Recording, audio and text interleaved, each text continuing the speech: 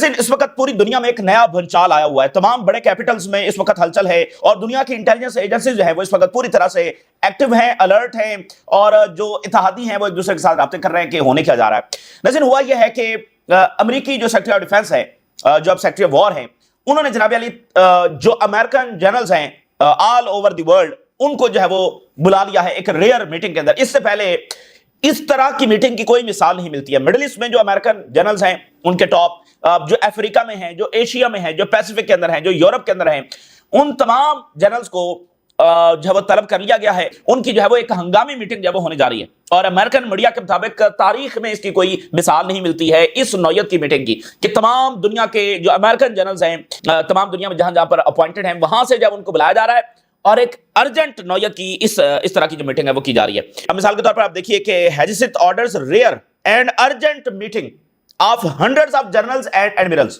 سینکڑوں کی تعداد میں ٹاپ جو ان کے جنرلز ہیں ایڈمرلز ہیں انہوں نے جناب علی ان کو بلا لیا ہے۔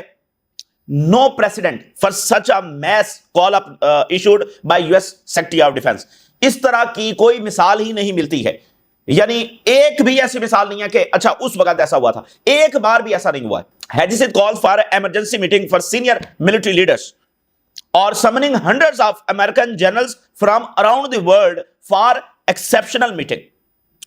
اب وہ پتہ نہیں کیا مطلب کوئی جنگ کرنے جا رہے ہیں، کوئی جنگ کی اناؤنسمنٹ کرنے جا رہے ہیں، کیا کرنے جا رہے ہیں، کوئی جنگ کی تیاری کرنے جا رہے ہیں، یا اوور آل امریکن پالیسی کے اندر جو ہے وہ کوئی بڑا ایسا شفٹ آنے جا رہا ہے کہ انہوں نے تمام جنرلز کو جو بلایا ہے تو کچھ ایسا یعنی بہت ہی بڑا جو ہے وہ ہونے جا رہا ہے۔ تو اس کے اوپر ساری دنیا کے کان کھڑے ہو گئے ہیں اور تمام انٹیلیجنس ایجنسیز بھی دیکھ رہی ہیں، چائنا بھی دیکھ رہا ہے، رشیا بھی دیکھ رہا ہے، ایران بھی دیکھ رہا ہے، گلف کیپٹلز بھی دیکھ رہے ہیں کہ اچھا یہ کیا مطلب مڈل ایسٹ سے بھی جو جنرلز جا رہے ہیں نا، تو وہ پوچھ رہے ہیں کہ بھائی، اور ریزن نہیں بتائی گئی، زیادہ سسپینس اس بات میں ہے کہ ریزن نہیں بتائی گئی کہ بلا کے بس سب کو جب بلا لیا۔ تو جو صورتحال یوکرین میں ہے، جو صورتحال مڈل ایسٹ میں ہے، جو چائنا کے ساتھ پھڑا چل رہا ہے، تو تمام جگہوں پر، اور جو وینزویلا کے اندر صورتحال ہے، تو جنگیں تو بالکل سر کے پر کھڑی ہیں اور چائنا کے صدر نے کہا کہ ہیومینٹی جو ہے وہ جنگوں اور امن کے درمیان کراس روڈ کے اوپر کھڑی ہوئی ہے، ایک طرف جنگیں ہیں اور دوسری طرف امن بھی ہو سکتا ہے۔ دوسری طرف جو ہے وہ ریزسٹنس کی لڑائی جاری ہے اور ریزسٹنس کی جانب سے اسرائیلی فوج کے اوپر اٹیک کیا گیا، فیس ٹو فیس کلیشز ہوئے ہیں، 3 اسرائیلی فوجی جب اس کے اندر مارے گئے ہیں، فیس ٹو فیس یہ بیٹل یہاں پر ہوئی ہے اور ان کو ہیلی کاپٹر کے ذریعے جو ہے وہ ایویکویٹ کیا جا رہا ہے ہاسپٹلز میں۔ اس طرح سے گوریلا وارفیئر جب وہ فلسطینی ریزسٹنس اس وقت لڑ رہی ہے اور دیکھیں روزانہ کی بنیاد پر ان کی کیجوالٹیز ہو رہی ہیں، اس لیے اب وہ اسرائیل کے اندر جو غصہ ہے وہ بڑھ رہا ہے اور جو فیملیز ہیں جن کے فوجی لڑ رہے ہیں تو وہ فیملیز کہہ رہی ہیں کہ ہم ان کو نہیں بھیجیں گے، اور اسرائیلی ٹینکس اور ٹروپس جو ہیں وہ move deep into غازہ city during ground assault. تو یہ بہرحال ان کے ٹینکس اور گاڑیاں آگے جا رہی ہیں، لیکن آگے جانے کا مطلب یہ نہیں ہے، دیکھیں کب سے انہوں نے غزہ سٹی پر جو اگریشن ہے وہ لانچ کر رکھا ہے، تو غزہ سٹی پر بھی ان کو کوئی کامیابی نہیں ہے، اوورال غزہ پٹی پر بھی ان کو کوئی کامیابی نہیں ہے، حماس وہاں پر موجود ہے، اور اب تو وہ یہ کر رہے ہیں کہ ان کی فوجوں کو آگے آنے دے رہے ہیں اور پھر بعد میں اٹیک کرتے ہیں۔ تو ضروری نہیں ہے کہ یہ آگے چلے گئے ہیں تو انہوں نے کوئی بڑا آکوپیشن جو وہاں پر کر لی ہے۔ اور ایران کے حوالے سے ایک خبر ہے جس پر دنیا کے کان کھڑے ہیں اور اسرائیل چوکنا ہے، اور وہ یہ ہے کہ ایران نے کوئی انڈکلیئرڈ میزائل ٹیسٹ جو ہے وہ کیے ہیں۔ Iran has likely carried out an undeclared missile test, satellite photo show. اب یہ جناب علی سیٹلائٹ کی جو فوٹوز ہیں وہ سامنے آئی ہیں اور اس میں یہ کہا جا رہا ہے کہ ایران نے کوئی میزائل ٹیسٹ کیے ہیں لیکن ان کے بارے میں بتایا نہیں ہے، خفیہ ٹیسٹ جو ہے وہ ایران نے کیے ہیں۔ اب یہ کیا ٹیسٹ ہو سکتا ہے، اور آپ یوں کہیے کہ دیکھیں نا کہ جو فوجیں ہیں وہ سب کی تیار بیٹھی ہیں، مصر کی فوج بھی تیار ہے، ترکی بھی ہائی الرٹ کے اوپر ہے، ایران تو ویسے بھی ہائی الرٹ کے اوپر ہے، باقی بھی اگر آپ دیکھیں وینزویلا کی فوج تیار ہے، تو فوجیں جو ہے نا وہ تیار بیٹھی ہوئی ہیں کیونکہ کسی بھی وقت کوئی بھی جنگ چھڑ سکتی ہے۔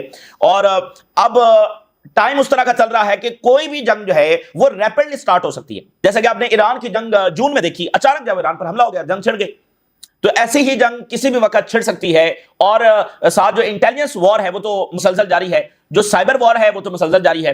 ابھی جو یورپین ایئرپورٹس ہیں ان کے اوپر کتنے بڑے سائبر اٹیکس ہوئے ہیں اور ان کی فلائٹس جس طرح سے ڈیلے ہوئی اور مطلب پورا ایک میس جو وہ وہاں پر کریٹ ہوا۔ تو ایک سائبر وار اور دوسری انٹیلیجنس وار جو وہ مسلسل جاری ہے، اور جو آل آؤٹ وار ہے وہ کسی بھی وقت کسی بھی ملک کے خلاف جو وہ چھڑ سکتی ہے۔ اچھا اب آپ دیکھیے کہ حزب اللہ نے کیا کیا، حزب اللہ کو وہ ڈسارم کرنے کی کوشش کر رہے ہیں، تو حزب اللہ نے جواب کیسے دیا؟ حزب اللہ نے بیروت کے اندر ایک بہت ہی فیمس راک ہے، چٹان، اوشن کے اندر، سی کے اندر، ساحل کے اوپر بڑی فیمس راک ہے اور وہ ایک سمبل ہے، اس کے اوپر جناب علی انہوں نے جا کر حسن نصر اللہ کی جو فوٹو ہے وہ لگا دی ہے۔ ٹھیک ہے نا, حسن نصر اللہ کی فوٹو انہوں نے وہاں پر لگا دی ہے. Hezbollah challenges the Lebanese government decision and illuminates the rock in Beirut with an image of Nasrallah. تو انہوں نے کہا کہ بھول جائیں کہ ہم اپنے آپ کو جب ڈسارم کریں گے. تو گورنمنٹ کا جواب انہوں نے حسن نصر اللہ کی ایک فوٹو لگا کر جو ہے وہاں پر دیا ہے. اچھا آپ دیکھیے کہ پورا ریجن اور پورا ویسٹ وہ زور لگا رہا ہے حزب اللہ کو ڈسارم کرنے کے لیے اور حماس کو ڈیفیٹ کرنے کے لیے اور انصار اللہ کو ڈسٹرائے کرنے کے لیے, لیکن ان تینوں چیزوں میں وہ ناکام ہے. حماس کو ڈیفیٹ کرنے میں, حزب اللہ کو ڈسارم کرنے میں اور ہوتیز کو سبجوگیٹ کرنے میں, تینوں چیزوں میں وہ ناکام ہوئے. اس میں ریجن بھی شامل ہے اور اس میں امریکہ اور پورا ویسٹ بھی شامل ہے. اب آپ دیکھیے کہ یمن کے اندر کیا ہوا ہے. یمن دو حصوں میں ڈیوائیڈ ہے. ایک حصہ جو ہے وہ انصار اللہ کے پاس ہے, ایک حصہ دوسری طرف ہے, یعنی دوسری گورنمنٹ ہے جس کو سعودی عربیہ اور باقی ملک جب مانتے ہیں, جس کو امریکہ مانتا ہے اور یہ سارے. تو وہ جو دوسری سائڈ والا پریزیڈنٹ ہے وہ یہ کہہ رہا ہے, آپ ذرا سنیے ان کی باتیں, کہ ایک انٹرنیشنل کوalition بننا چاہیے تاکہ یمن جو ہے وہ ہوتیز سے اور انصار اللہ سے لبریٹ کروایا جا سکے, آزاد کروایا جا سکے. تو یہ جو اتنی پیتھیٹک لیڈرشپ ہے اور پیتھیٹک پالیسی ہے, یہی وہ چیز ہے جو ریجن کو کاز کر رہی ہے اور اسرائیل کو بدماش بنا رہی ہے. یعنی نہ مڈل ایسٹ کنڈیم کر رہا ہے جو یمن کے اوپر اٹیک ہو رہا ہے, اور دوسری جو یمنی لیڈرشپ ہے وہ یہ نہیں کہہ رہے کہ بھائی اسرائیل جو ہے ہمارے لوگوں کے اوپر اٹیک کر رہا ہے, بلکہ کیا کہہ رہی ہے انٹرنیشنل کوalition بننا چاہیے. بھائی انٹرنیشنل کوalition کیا بنے گا؟ یورپینز آئیں گے, امریکنز آئیں گے, اسرائیلی, بھائی یہی انٹرنیشنل کوalition ہوتا ہے نا. تو وہ الٹا یعنی اسرائیل کے حملوں کو جسٹیفائی کر رہا ہے کہ یہ تو ایک ایسی انلیگل یہاں پر حکومت موجود ہے, انصار اللہ موجود ہے, کہ ان کو تو ان سے تو لبریٹ کروانا ہوگا یمن کو. یہ تو انتہائی پیتھیٹک پالیسی ہے اور پیتھیٹک سوچ ہے کہ آپ اس ٹائم میں جب ایک کامن اینیمی, اور وہ اتنا مکار اور ہوشیار اور چلاک ہے, اس کے ساتھ اس کو نہیں فیس کر رہے ہیں بلکہ ایک دوسرے کے خلاف جب لڑی جا رہے ہیں. تو اب آپ دیکھیے یمن پر 20 جہازوں کے ساتھ اسرائیل نے اٹیک کیا اور اس میں پھر وہی سویلین انفراسٹرکچر کو نشانہ بنایا. یہ کیا کرتے ہیں کہ جو آئل فیسلٹیز ہیں ان کو نشانہ بناتے ہیں, جو پاور سٹیشنز ہیں ان کو نشانہ بناتے ہیں. اکانومی چونکہ یمن کی ویک ہے تو لوگوں کی تکالیف میں اور انفراسٹرکچر کو ڈسٹرائے کر کے ان کو اور زیادہ ٹربل میں جب ڈالا جاتا ہے تاکہ لوگ جب اٹھ کھڑے ہوں. یہ دہشت گردوں کا طریقہ کار ہوتا ہے جو اسرائیل ہر جگہ پر اپلائی کرتا ہے.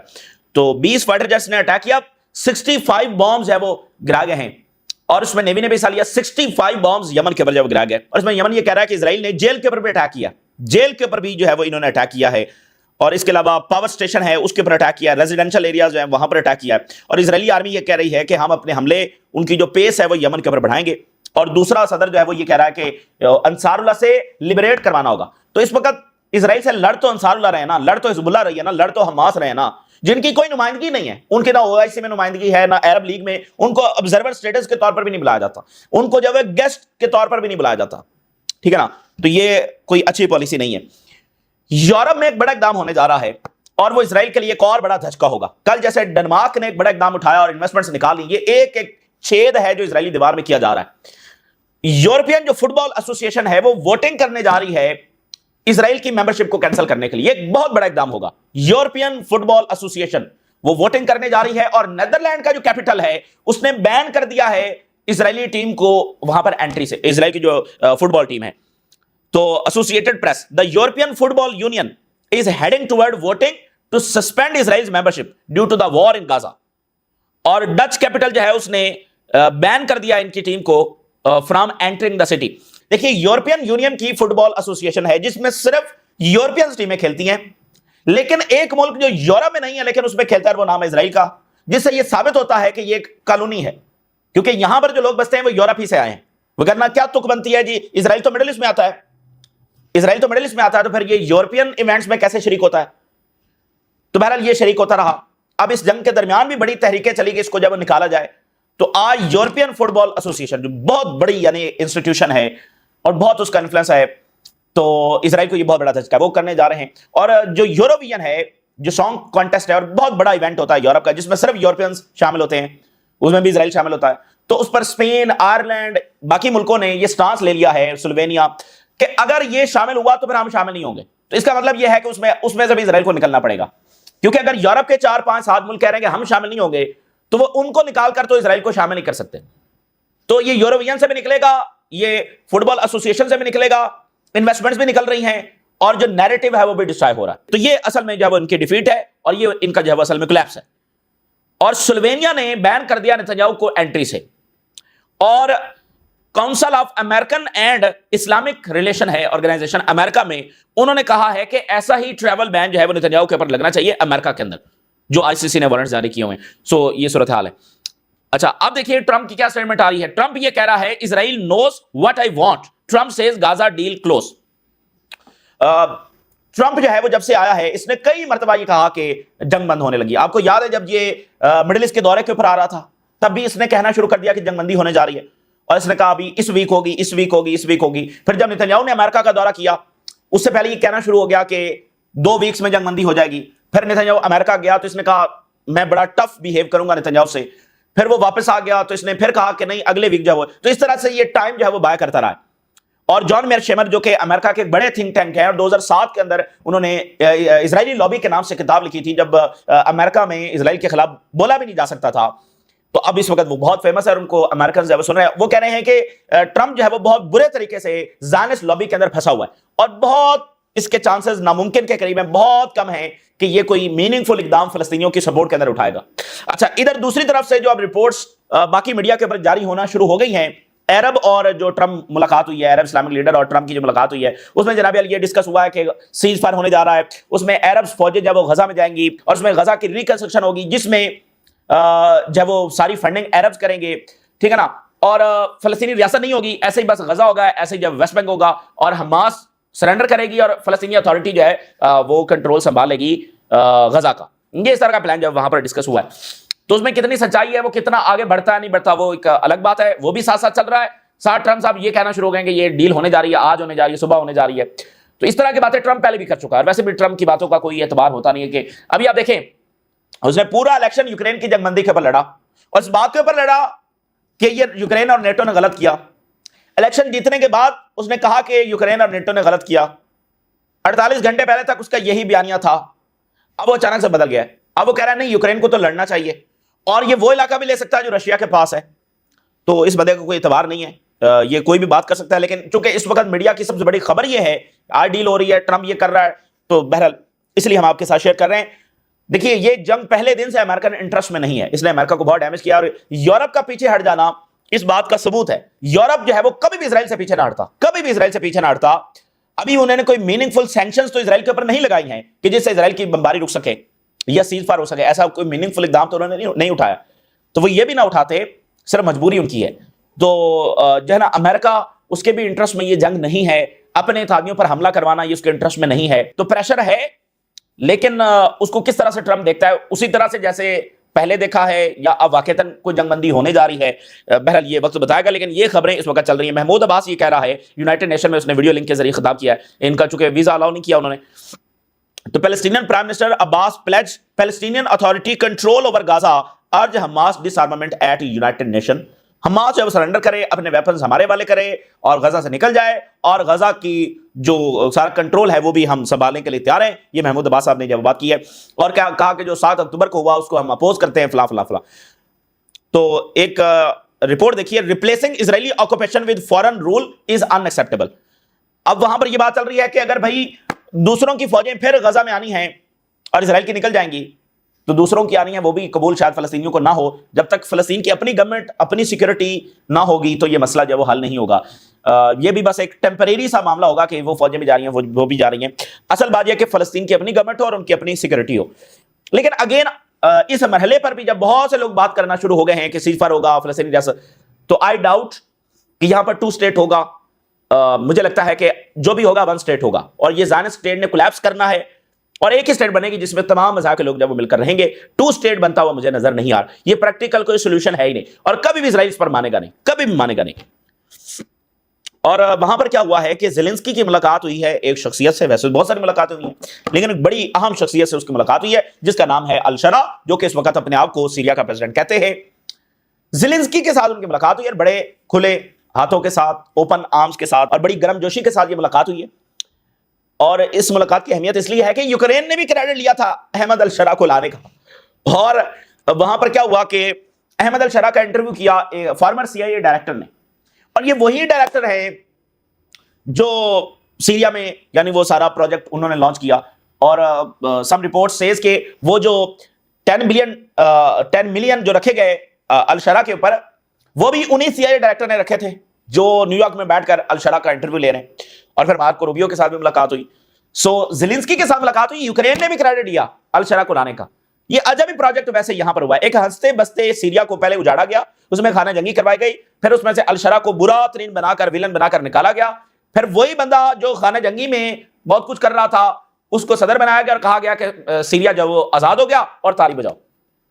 اور اسرائیل نے بھی کریڈٹ لیا, یورپ نے بھی لیا, امریکہ نے بھی کریڈٹ لیا, یوکرین نے بھی لیا, ٹھیک ہے.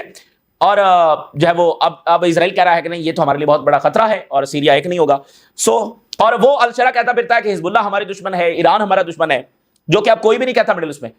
پہلے ٹرکی بھی کہہ رہا تھا, اب ٹرکی بھی نہیں کہہ رہا, نہ ہی سعودی عربیہ کہہ رہا ہے, نہ ٹرکی کہہ رہا ہے, نہ کوئی دوسرا ملک کہہ رہا ہے, لیکن الشرا کہہ رہا ہے کہ ایران جو ہے ہمارا دشمن ہے. خیر 180 یو ایس ہاؤس کے ڈیموکریٹس جو ہے انہوں نے کہا ہے کہ ویسٹ بینک کو انیکس نہیں کیا جانا چاہیے. 180 ڈیموکریٹس ایک بہت بڑا نمبر ہے. اور جیسے آپ دیکھیں نا کہ کیملا ہارس سامنے آئی ہیں, وہ بھی تو ڈیموکریٹس ہے نا, تو دیکھیں تبدیلی کیا آ رہی ہے. ایک تو پبلک جو اوپینین ہے وہ تبدیل ہو رہی ہے. دیکھیں کیملا ہارس اگلا الیکشن بھی تو لڑ سکتی ہے نا. ابھی کون سا انہوں نے اگلا صدر ڈیموکریٹس نے تو نامزد نہیں کیا ہے, تو وہ بھی تو اگلا الیکشن لڑ سکتی ہیں. تو اس طرح دیکھیے یہ لیڈرشپ تبدیل ہوگی, گورنمنٹس تبدیل ہوں گی, یہ زیادہ دیر یہ پالیسی اب سسٹین نہیں رہ سکتی جو ریگارڈنگ اسرائیل ہے, امریکن پالیسی. یہ زیادہ دیر جو سسٹین نہیں رہ سکتی, کیونکہ جو اسرائیل کا رول ہے امریکن گورنمنٹ کو کنٹرول کرنے کا اور مسلسل جنگوں میں گھسیٹنے کا, یہ امریکہ کو بہت زیادہ ڈیمیج کر رہا ہے. اس بات کا ادراک اب وہاں پر ہو رہا ہے. جناب علی, پولینڈ نے کہا ہے کہ ہم رشیا کے جنگی طیارے گرا دیں گے, اور رشیا نے کہا ہے کہ اگر ہمارے جنگی طیارے گرائے گئے تو یہ تیسری عالمی جنگ کا آغاز ہوگا. If NATO shoots down a Russian plane, it will be war. یہ رشیا نے کہا ہے. اور دمتری میدویدیو نے زیلنسکی کو کہا ہے کہ تمہیں بھولنا نہیں چاہیے اور تمہارے اتحادیوں کو بھی بھولنا نہیں چاہیے کہ ہمارے پاس وہ ویپنز ہیں جس میں شیلٹرز میں بھی بیٹھے ہوئے بچ نہیں سکتے ہیں. تو وہ کافی گرما گرمی چل رہی ہے, کیونکہ ٹرمپ نے رشیا کو پیپر ٹائگر کہا, اس کے جواب میں دمتری میدویدیو نے جواب دیا, تو وہ کافی کشمکش جو ہے اس وقت چل رہی ہے. زیلنسکی کہہ رہا ہے کہ ہم لانگ رینج میزائلوں کے ساتھ اٹیک کریں گے, پولینڈ کہہ رہا ہے جنگی طیارے آئے تو گرا دیں گے, رشیا کہہ رہا ہے جنگی طیارے گرائے تو عالمی جنگ کا آغاز ہو جائے گا. یہ وہ ساری باتیں اس وقت چل رہی ہیں. یہ اس وقت کی صورتحال ہے جو آپ کے ساتھ شیئر کی. آپ نے رائے لگا کریں. اجازت دیجیے, اللہ حافظ.